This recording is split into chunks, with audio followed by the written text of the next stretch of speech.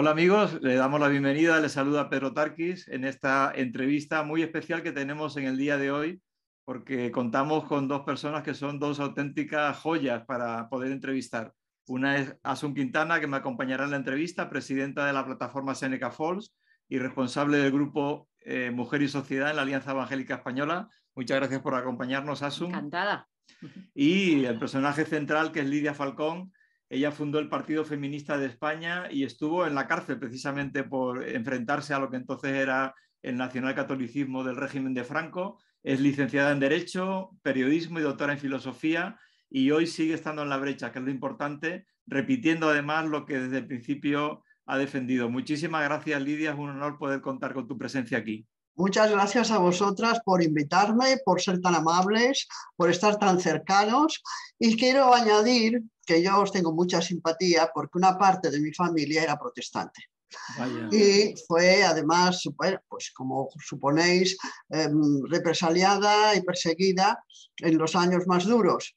Y yo aprendí muchísimo, yo era una niña muy pequeña, y luego, bueno, durante unos años, hasta que murieron, pude tratarlas, mis tías, que eran hermanastras de mi madre y que se habían educado en Inglaterra, se habían educado en Londres y me enseñaron mucho. Enseñaron muchas cosas, no solamente a conocer con algún detalle, no mucha profundidad, pero algún detalle la Biblia, que por supuesto tenían y la tenían como ejemplo y como guía, sino además el comportamiento, la educación, la tolerancia y el trato que en este país falta tanto, ¿no?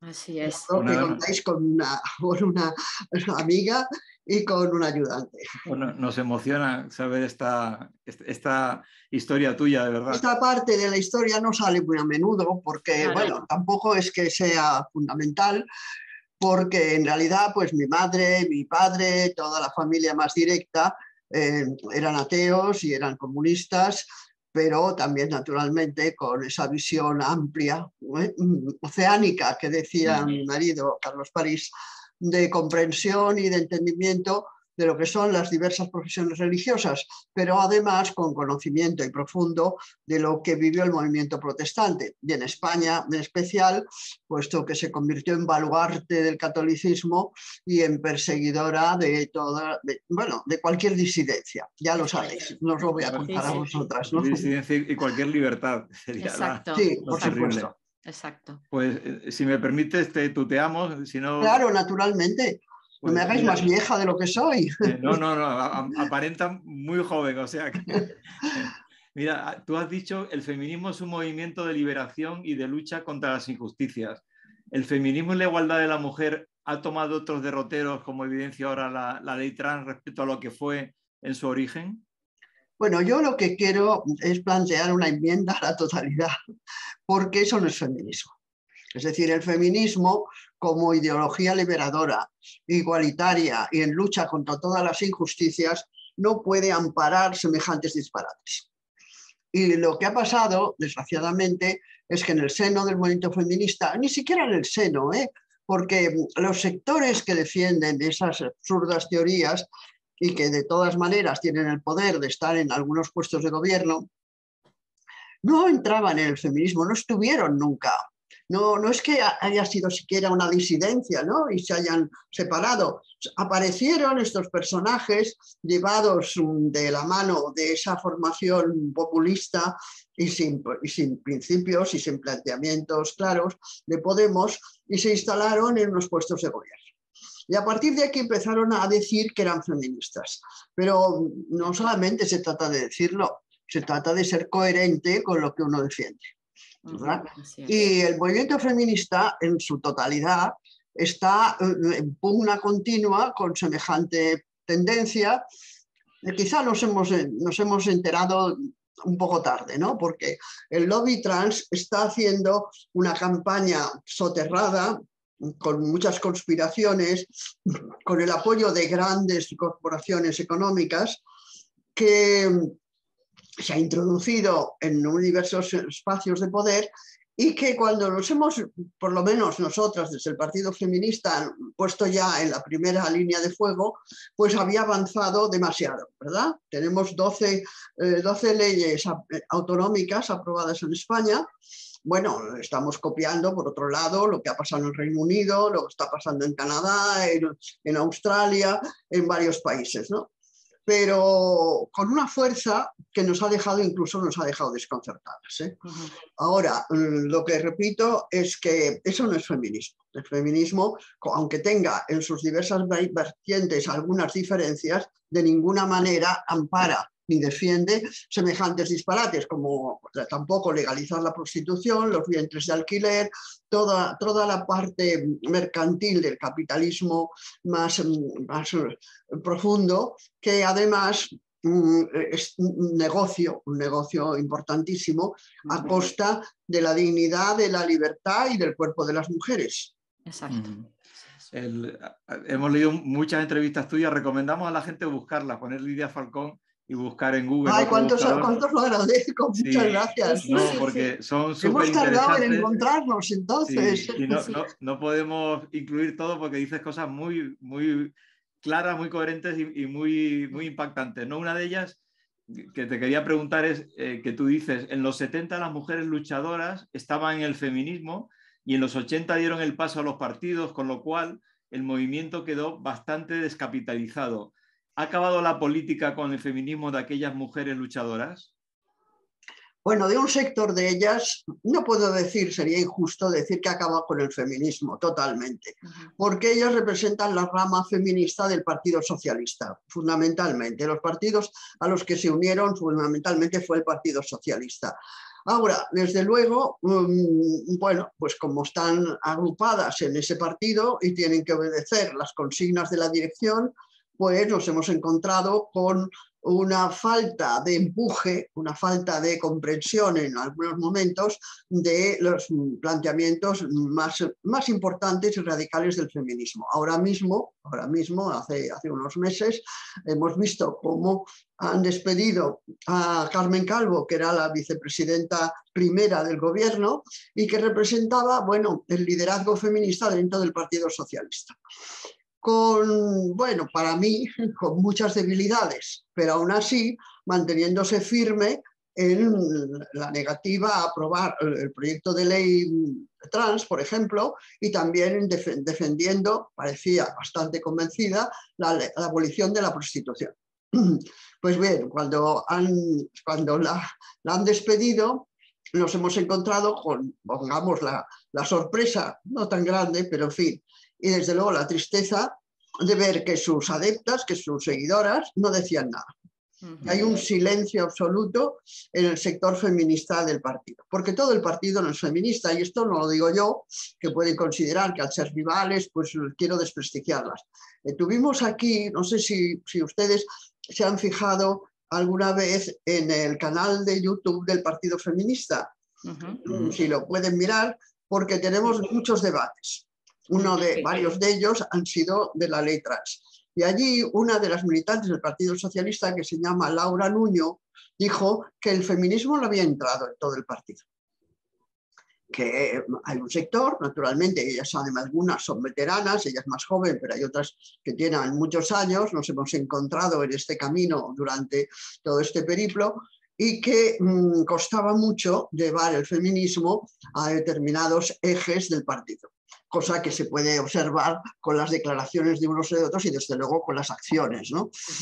De modo que, claro, el feminismo, lo que quedó descapitalizado en los años 70, que fue 80, cuando gana el Partido Socialista las elecciones, entonces hay una huida corriendo hacia, bueno, no querría ser grosera. Esto me lo enseñaron también mis tías inglesas, ¿no? Entonces, bueno, buscando un acomodo y una manera, según ellas, de llevar adelante sus planteamientos, porque teniendo poder es como se pueden implementar. Mientras que desde la oposición y en grupos pequeños, y el Partido Feminista es pequeño y por supuesto no tiene instituciones, pues quedaban en la inoperancia. Pero lo que se demostró después es que la entrada en el Partido Socialista no hizo feminista al partido, sino que las hizo a ellas del partido. Yo quiero recordarles una frase de Federica Montseny, quizá conocéis, ¿verdad? La dirigente anarquista, muy inteligente, enormemente fuerte e inteligente. Cuando ganó las elecciones del Partido Socialista en el año 82, le hicieron una entrevista en España, y en el Madrid. Y entonces le preguntaron qué le parecía el éxito, después de 40 años de dictadura, del socialismo. Entonces dijo, no es el éxito del socialismo. El Partido Socialista no cumplirá ni el 30% de lo que ha prometido a las clases trabajadoras, y de allí se seguirá el desencanto de los trabajadores.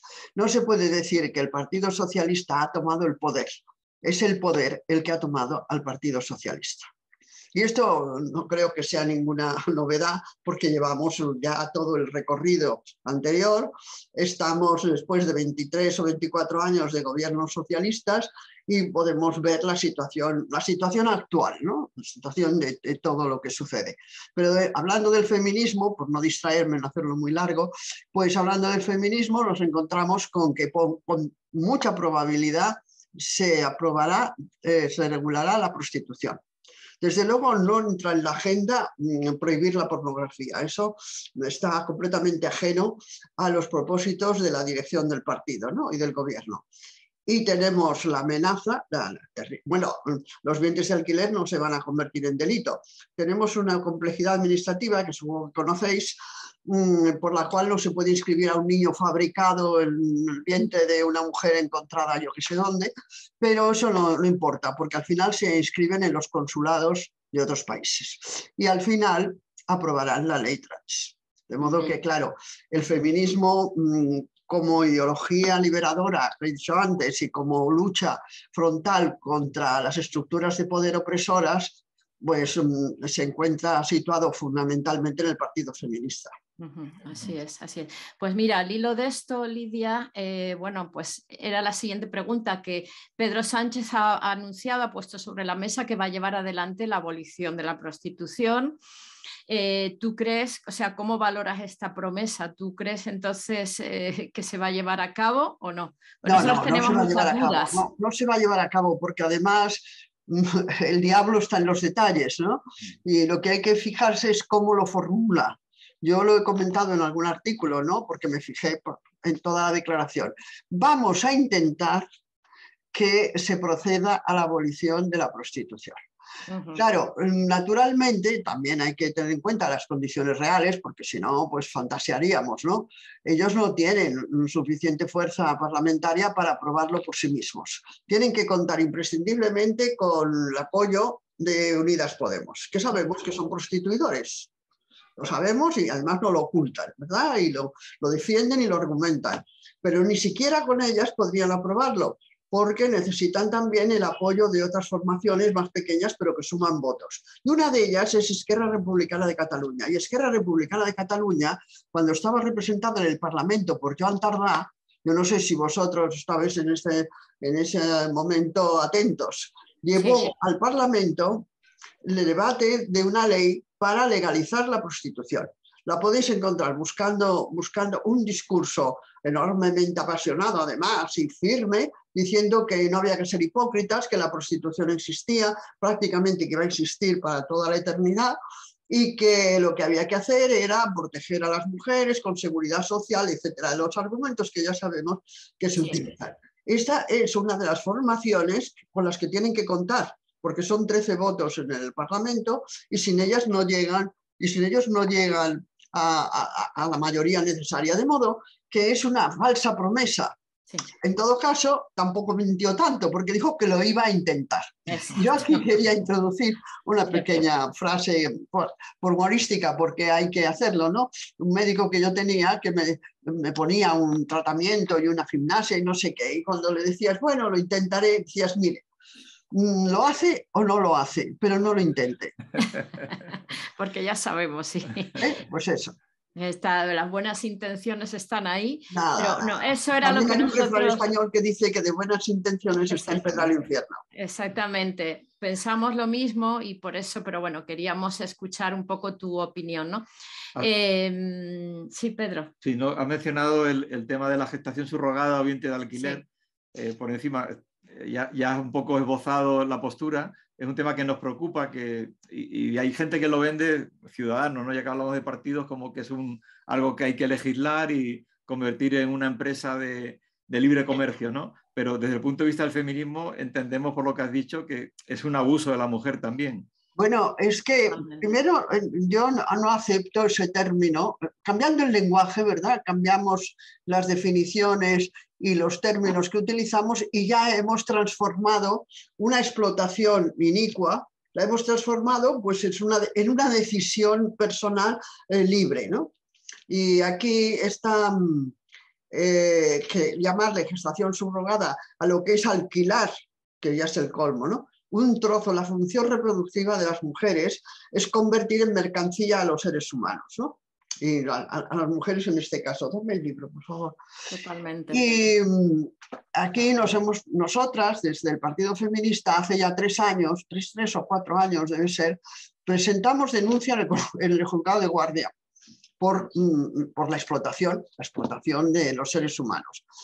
Presentamos en el Ayuntamiento de Madrid la queja porque se celebraba una feria, se celebra cada año en primavera una feria de vientres de alquiler en un hotel de Madrid, y allí van los compradores a escoger en un catálogo de mujeres de Ucrania o de la India o de Canadá o de donde sea, pues la que les parece más adecuada. Y también lo presentamos en la Comunidad de Madrid. Bueno, no nos contestó ninguna de estas 3 instituciones. Supongo que el juzgado lo tiró a la papelera tal como llegó. Por fin conseguimos una entrevista con la alcaldesa, que entonces era la ilustre Manola Carmena, que era de izquierdas o pretendía, y que tenía en el ayuntamiento pues, más progresista, por decirlo así, de España. Y cuando le planteamos el tema, aparte de que no había leído el escrito nuestro, pues dijo, bueno, podía intervenir, porque este era un negocio privado y las instituciones no pueden intervenir en los negocios privados. Cuando le dije, bueno, pues puede haber una feria de asesinos a sueldo, porque ese era un negocio privado también, ¿no? O de venta de órganos. Bueno, pues entonces era un delito. Digo, ya, claro, el asunto es que no es un delito esto que se ha introducido, pero eso corresponderá a la policía. Ya, bueno, pues hay una policía municipal. No, nosotros nos vamos a intervenir. Así está creciendo ese comercio, infame comercio, está creciendo. El director, yo tengo un artículo, usted también, si vosotros queréis verlo, que se publicó entonces, todavía publicaba en público, luego me echaron, como supongo que sabéis, sí. Y que titulé Los niños como riñones, porque el director del Centro Nacional de Trasplantes, que es el que organiza los trasplantes en España, que sabemos que es el país que más trasplantes realiza, porque hay pues una comprensión por parte de los españoles mayor que otros países para ceder órganos en casos necesarios, pues le preguntaron qué le parecía esto de fabricar niños en úteros de mujeres por ahí, y contestó que le parecía bien, igual que es como se trasplanta un riñón. De la misma manera que se cede un riñón para una persona que lo necesita, pues que se puede hacer esto. Y por eso lo titulé Los niños como riñones, ¿no? Ya hemos llegado, los seres humanos han sido mercancías, sobre todo con el capitalismo, lo son, claro, ya lo sabíamos, y cómo los explotan. Pero es que ahora ya la mercancía son trozos del cuerpo. Claro, naturalmente, el día que se puedan implantar brazos o piernas, porque los miembros todavía no se han podido hacer, pues le cortarán el brazo a alguien y se lo pondrán a otro que tenga dinero para comprar. Así es, así es. Sin duda es un abuso, sería como, utilizando sus términos, hablar de esclavitud subrogada, ¿no? Que también... Sí, claro, es que es muy interesante. Yo tengo este libro, se lo quería enseñar, acabo de publicarlo. La filosofía del engaño, Lidia Falcón. La filosofía del engaño, sí. Donde lo que analizo es cómo nos engañan, ¿no? El discurso del poder. Y entonces está, entre otros, este tema y el discurso de la libertad para justificar los vientres de alquiler como la prostitución, bueno, y otros, ¿no? Otros temas que están ahí. La democracia, qué clase de democracia tenemos, el discurso del sentido común, la política del sentido común, que me parece bastante gracioso, porque acudir al sentido común para justificar cualquier tropelía, pues es fácil, ¿verdad? Siempre habrá gente que lo acepte y que le parezca bien. Si ahora pusiéramos en cuestión la pena de muerte, pues seguro que habría un sector de la sociedad que diría, oh, claro, ante criminales como estos tal, y sacaría temas horribles que han sucedido. Entonces, bueno, pues la filosofía del engaño, cómo se han apoderado las élites que están variadas, la universitaria, la política, los medios de comunicación, en unos discursos para convencernos de que estamos en el mejor de los mundos posibles. Aquella declaración de Voltaire, ¿no? Que le hace decir a Cándido continuamente, oh, este es el mejor de los mundos posibles. Pues este es, porque cualquier alternativa, sobre todo socialista, pues hay que repudiarla. Hay que repudiarla. El capitalismo es el único sistema en el que podemos vivir. Y allí pues se producen, claro, algunos errores que hay que corregir. En ese discurso, que repito porque he buscado muchísimas de las declaraciones de filósofos, de políticos, de periodistas, pues están justificando las mayores atrocidades que se cometen en este momento, ¿no? Uno mide el convencimiento de una persona no solo por lo que dice, sino también a veces por lo que es capaz de estar dispuesto a perder con tal de defender sus ideas, algo que hoy en día no se lleva de forma coherente. Antes has mencionado que en público te impidieron seguir publicando. Curiosamente se llama público, pero es bastante restringido. Sabemos que has pagado un precio muy alto por esa coherencia, algo que, como decía, no es frecuente en esta sociedad. Ya. También se lo debo a mis tías protestantes. Lo has asumido con resiliencia. ¿Cómo ha sido ese? Claro, a mi padre comunista y mi madre y mi tía que pasaron. Mi tío fue fusilado, supongo que lo sabéis porque está una mini biografía por ahí en las redes. Y mi tía pasó 6 años en la prisión de Victoria Grande en Melilla. Pero, claro, ser coherente con lo que haces en función de tu ideología, de tus principios, es lo primero que se tiene que tener un ser humano como base de su vida, porque si no lo que te conviertes es un granuja, ¿no? Eres un ser indeseable que según convenga y según el viento que venga o lo que te interese, vas a cambiar de opinión y vas a traicionar lo que antes habías defendido. Efectivamente. Sí. Mira, Lidia, las religiones a menudo pues, son metidas en un mismo saco en cuanto a contrarias a la igualdad de la mujer y machistas. Y lleva su razón, ¿no? Los protestantes reivindicamos, sin embargo, para que no se nos meta en ese saco, ¿no? Por ejemplo, que nuestras iglesias tienen pastoras. Yo soy también, aparte de feminista y luchadora por los derechos de la mujer, soy pastora. También fuimos promotoras del primer manifiesto colectivo feminista que se firmó en Estados Unidos en 1848, en las declaraciones de Seneca Falls. Siempre lo repito. Y también la lucha por el acceso a la universidad, la educación superior de la mujer. ¿Tú qué piensas al respecto en cuanto a esto? Bueno, yo apruebo todo lo que sea avance en los derechos y la igualdad de la mujer.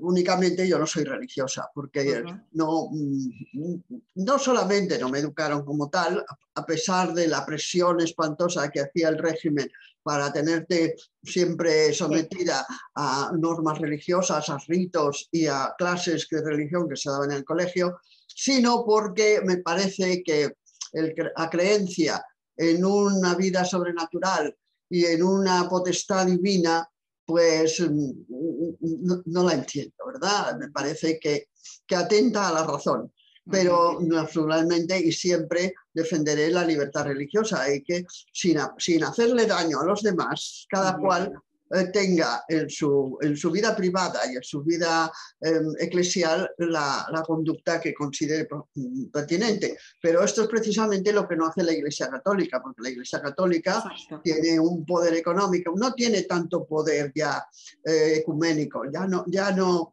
ya no son tan religiosos los españoles. De todos modos, bueno, vosotras que estaréis en esa línea, pues habréis estudiado, pero yo lo he repetido muchas veces, desde el Renacimiento nos encontramos con que los escritores españoles, es decir, desde el momento en que surge la Reforma Protestante, son muy sarcásticos con las normas eclesiales. No hay más que saber leer, claro, hay que saber leer porque estaban perseguidos por la Inquisición, pero hay que saber leer las obras de Cervantes o de Quevedo, ¿verdad? Para ver de qué manera el escepticismo había calado en el alma del pueblo. Y en realidad, uno de los fenómenos que se producen en la historia nuestra, que no quieren recordar más que en sentido negativo, es cuando hay una sublevación en una parte de España, con motivo de los acontecimientos que sean, la gente del pueblo se va a quemar la iglesia. Y eso siempre lo sacan como demostración de lo malvados que eran. Pero resulta que los que van a hacerlo son los propios pueblerinos, son los habitantes del pueblo. No es que sean siempre, esté allí Lenin, ¿verdad?, con una atea quemando las iglesias en España. Porque han sufrido la opresión, la terrible opresión de las jerarquías eclesiásticas, ¿no? Sí, decía lo que planteamos desde el Partido Feminista es quitarle los privilegios que tiene y las enormes subvenciones económicas a la Iglesia Católica. Y, por supuesto, la educación religiosa en la escuela de ningún modo. Cada familia que eduque la religión en su iglesia a sus hijos, que es donde se tiene que enseñar cada creencia, ¿no? Aunque a mí no me gustaría, ¿verdad?, que hubiera ahora mezquitas que estuvieran instruyendo en los principios islámicos, porque en este momento son los más retrógrados en cuanto, sobre todo, al trato a la mujer. Los derechos de la mujer, efectivamente. Sí, el tema de escritores de la generación del 98 decían que fue anticlerical, pero sin embargo tenían una cierta espiritualidad. Machado, cuando habla de no quiero al Cristo del Madero, sino aquel que anduvo en la mar, ¿no? O sea que de alguna forma sí que ese sentimiento existía ya en el mundo. Hay un sentimiento de, bueno, naturalmente, de desconfianza y de escepticismo por lo mal que se portaron durante siglos con el pueblo las jerarquías eclesiásticas, pero la jerarquía mínima, el párroco de la iglesia, el párroco de la parroquia, y esto se trasluce, se ve clarísimamente si se sabe leer y se quiere entender y difundir en la literatura española.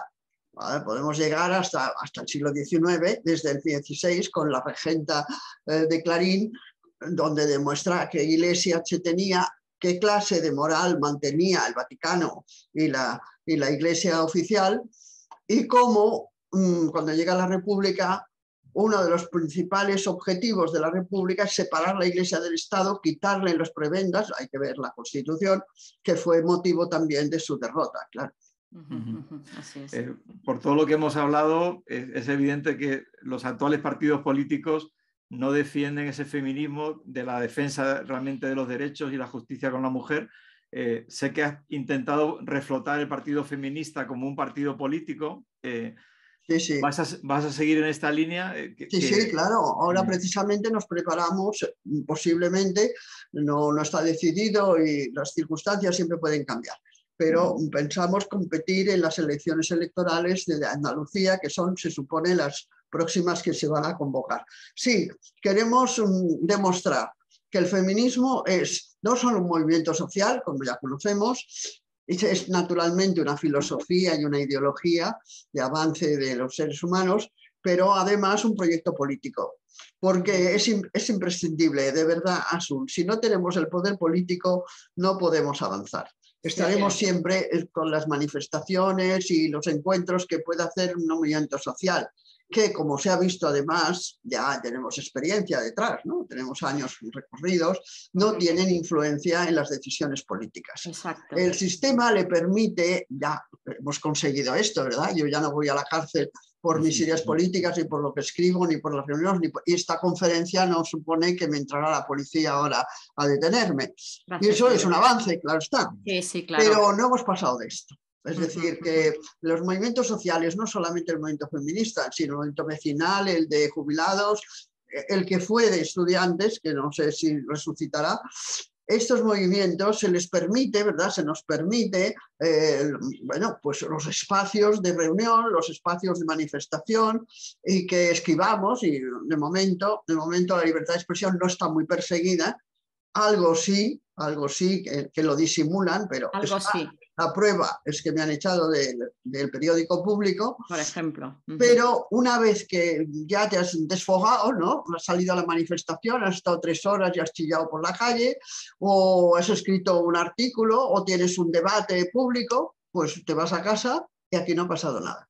Porque no influye en absoluto en las decisiones, incluso mecanismos que están constitucionalmente aprobados, como es la iniciativa legislativa popular, que consiste en llevar además 500.000 de firmas al Parlamento para pedir la modificación de una ley.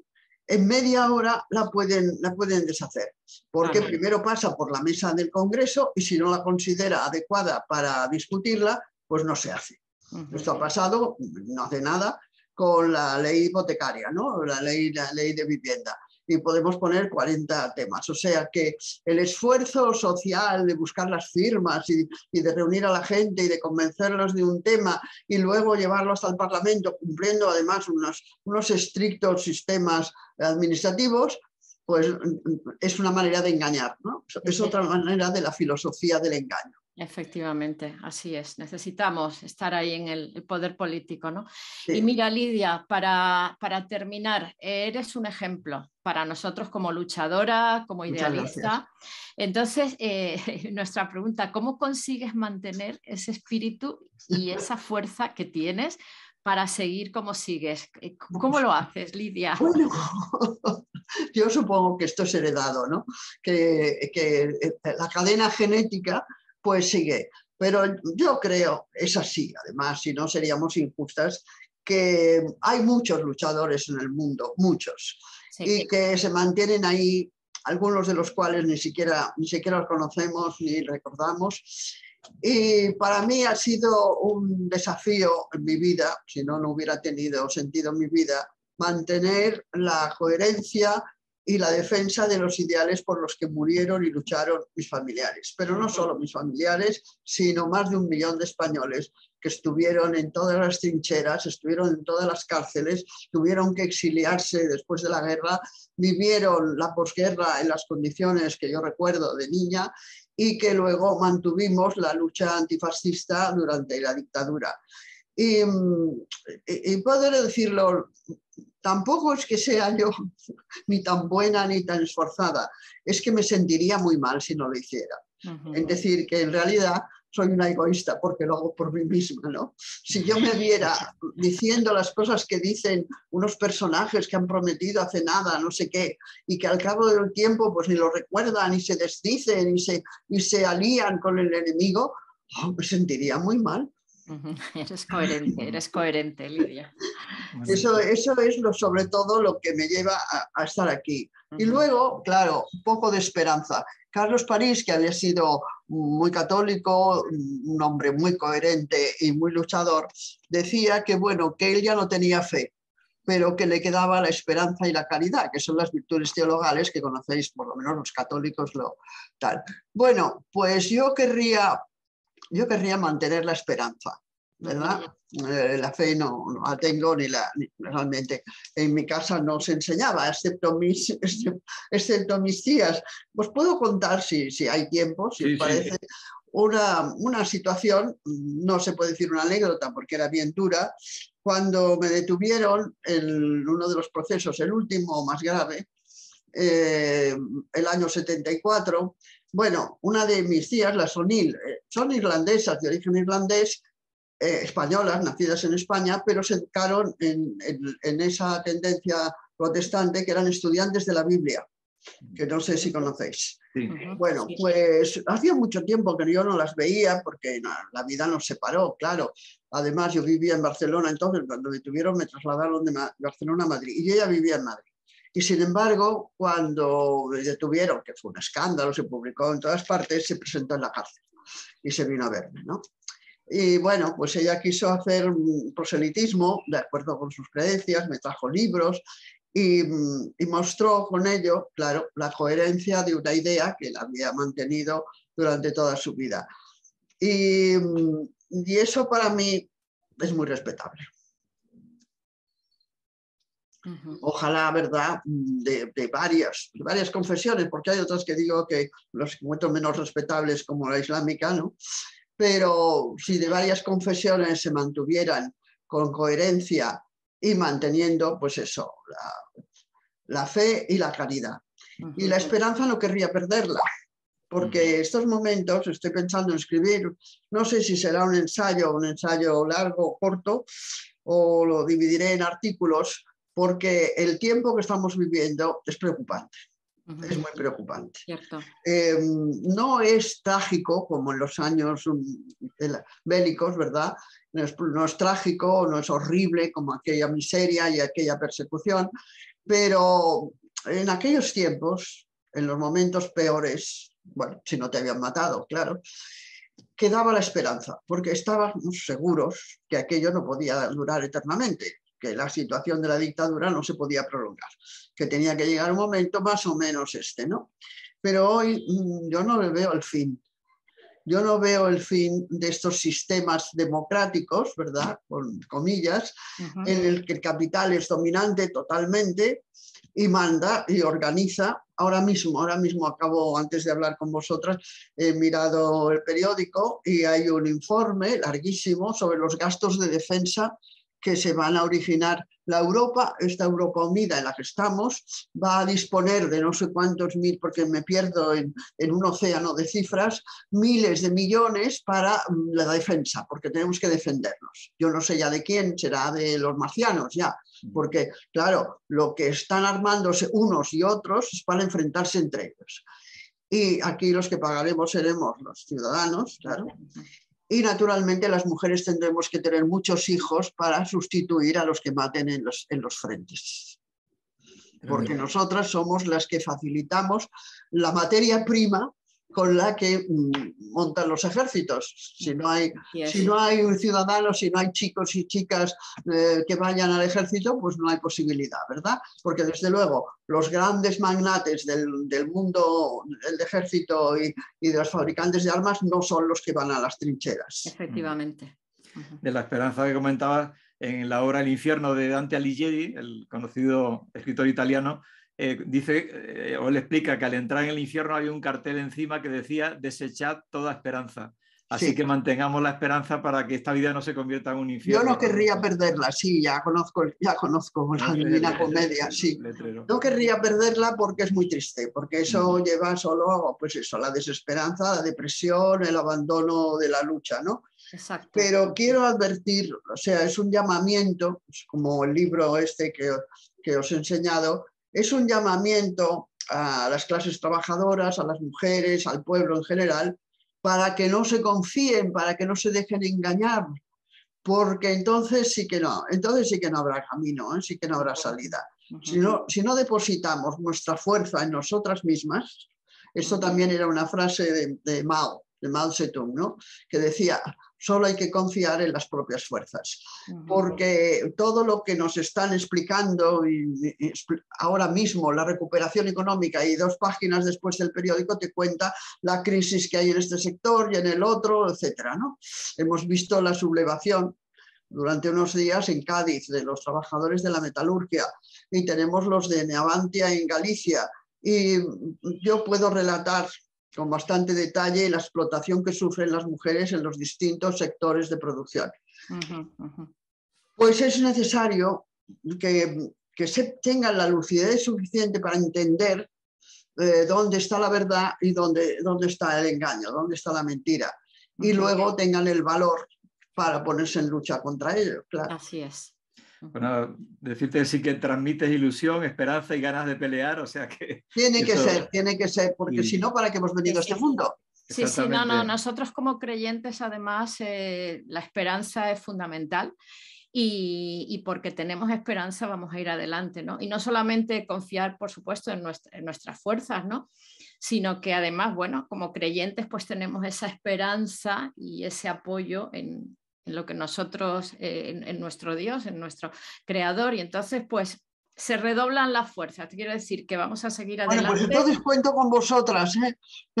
Sí. Estamos en la misma trinchera. Cuenta con nosotras y eso, como protestantes en todos estos temas, estamos ahí. Por eso ofrecemos, ¿no?, nuestro servicio y nuestras capacidades, nuestros talentos para estar ahí apoyándote. Así que a tu disposición en todo esto que pues hemos mira, hablado, a mí me gusta. Lidia. Cuenta con la plataforma Seneca Falls, ¿vale? Pues muchísimas gracias. Y además, ten en cuenta que yo siempre que doy los cursos, no sé si los habéis visto también en YouTube, doy los cursos estos, los he visto. Siempre que hablo del desarrollo del movimiento feminista, hablo del manifiesto de Seneca Falls y de la lucha que iniciaron aquellas compañeras nuestras. Hay que nombrarlo, hay que nombrarlo. Sí, queríamos ya, antes de terminar, darte las gracias. Sabemos que además estás muy ocupada.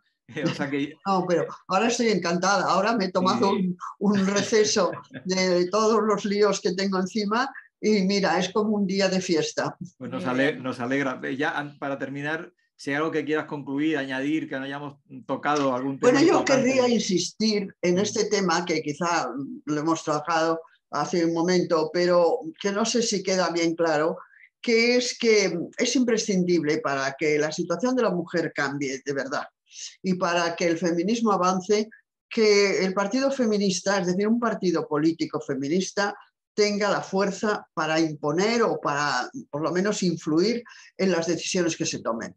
Porque si no, bueno, las quejas que expresamos, ahora podríamos hacer la lista de quejas, hemos hablado de algunas, de las injusticias que afectan a las mujeres y a las clases trabajadoras, ¿eh?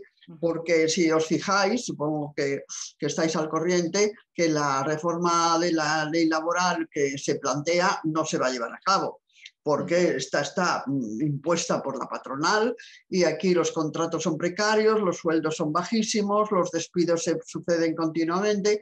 Bueno, pues si no cambiamos políticamente esta manera de actuar, esta deriva, allí sí que hay menos esperanza, ¿eh? Y por eso yo querría hacer un llamamiento público a todas aquellas personas que quieran luchar por transformar el mundo, que se unan a nuestras filas, que piensen que tener una postura política y tener un puesto institucional es muy importante. Es muy importante. Correcto. Si no, estamos en el margen, que es donde nos ha situado el poder, ¿no? De acuerdo. Pues muchísimas gracias, Lidia Falcón. Gracias a vosotras. Hasta pronto. Cuidaros. Y buen principio de año. Igualmente. Sí. Feliz Navidad. Adiós. Adiós. Gracias, Lidia.